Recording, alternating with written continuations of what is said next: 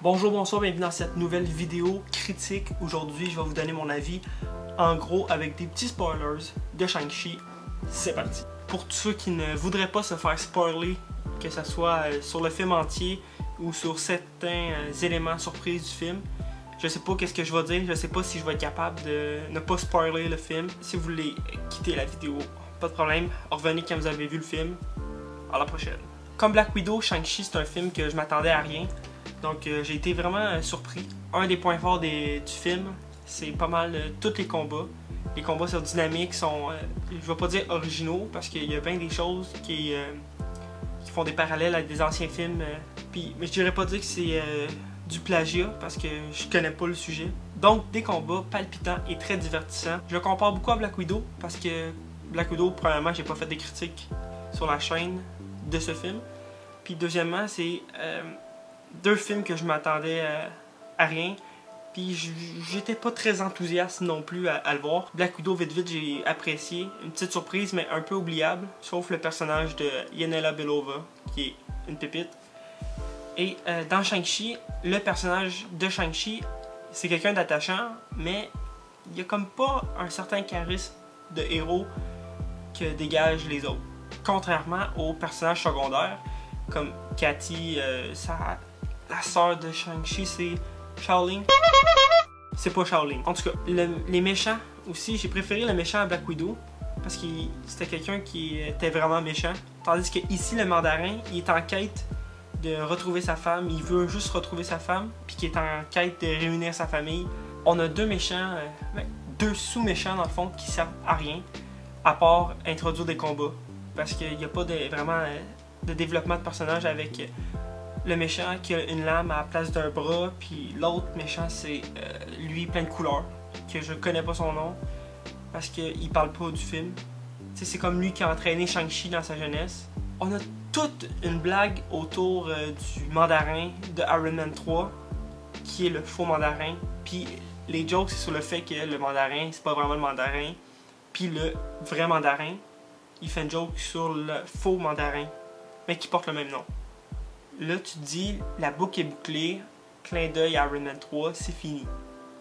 Mais non, il nous ramène Trevor en tant que personnage sous-secondaire, qui arrête pas de faire des blagues parce que c'est un acteur médiocre, qui justement fait des blagues, puis qui a un animal mystique qui s'appelle Maurice. C'est comme un poulet poilu avec des ailes, mais c'est un poulet, c'est normal qu'il y ait des ailes. Cochon, genre, c'est spécial, qui a pas de face. Toute la mythologie chinoise, c'est quelque chose qui était nouveau, donc c'était vraiment intéressant. Mais j'ai trouvé que le gag de Trevor était un petit peu poussé trop loin. Pour ma part, je trouvais que le petit clin d'œil au souper, du fait que le mandarin sait que quelqu'un d'autre a volé son nom, ça fermait la boucle. Si les gens l'ont vu, il y a un one-shot Marvel, qui est un court-métrage, qui parle justement du mandarin, puis du fait qu'il y a un potentiel autre mandarin original dans l'univers de Marvel, qui est sorti dans les bonus Blu-ray de Thor, le monde des ténèbres, si je me trompe pas. Ma seule source de hype que j'ai eue avec Shang-Chi, en regardant la bande-annonce, c'était l'Abomination. Et Wong. Ouais, deux. Le combat entre l'Abomination et Wong. Je me suis dit, ils ramènent l'Abomination, c'est des fous. Marvel, c'est des fous. L'Abomination est là 15 secondes. 15 secondes. Tu voulais que je fasse quoi, moi? Hein? On voyait plus l'Abomination dans la bande-annonce que dans le film au complet. Bref, on sait qu'il est bel et bien de retour dans l'univers de Marvel. Et on sait, c'est officiel, qu'il va être dans la série She-Hulk de Marvel qui va être sur Disney+. L'Abomination qui avait apparu pour la première fois dans le MCU en 2008 dans le film L'Incroyable Hulk. J'en ai parlé un peu. Wong, qui est pour moi le meilleur personnage du film. Wong for life.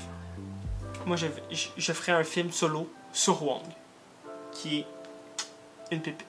Ça fait une couple de jours que j'ai vu Shang-Chi, donc honnêtement, la chose qui m'a marqué le plus et qui est présentement dans mon esprit quand je pense à Shang-Chi, c'est les scènes de karaoké.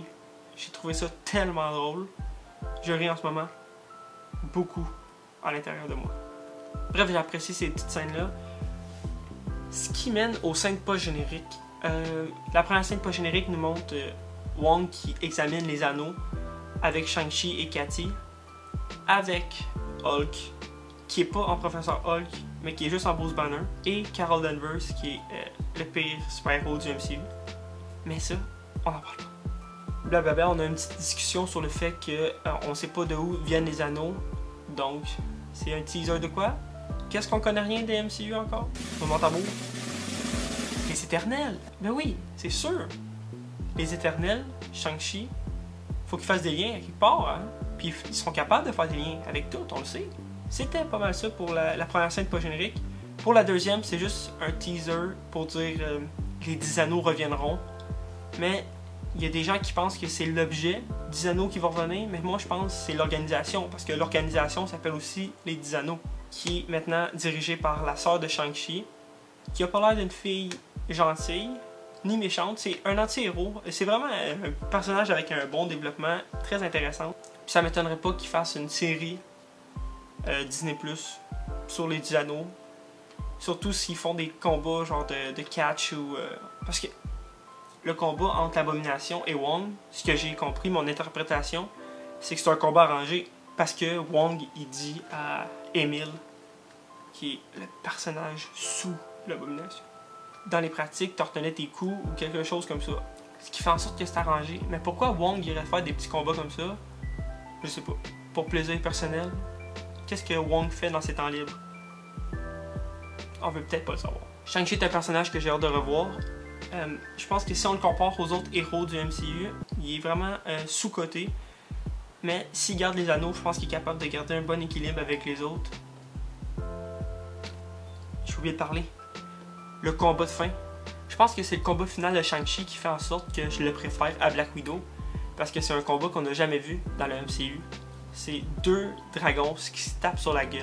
Et puis je trouvais que les deux dragons étaient vraiment bien faits, que ce soit le dragon gentil ou le dragon méchant. On n'a pas eu de Fin Fang Foom, qui a un rapport avec les anneaux dans les comics. Mais ça peut s'en venir. Tout est prévu chez Marvel. C'est juste nous qui sait rien. On peut théoriser, mais on peut pas rien faire de plus. Bref, Shang-Chi est un film à voir au moins une fois pour l'originalité et les aspects autres qui amènent dans l'œuvre.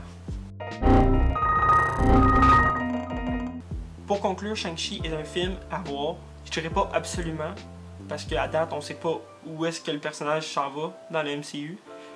Deuxièmement, c'est un film à voir, mais pas à revoir. Qu'est-ce que je veux dire par là, c'est que ça va être long avant que je le réécoute une autre fois. Tandis que des classiques comme Infinity War, je peux écouter ça au moins une fois par année. Shang-Chi... non.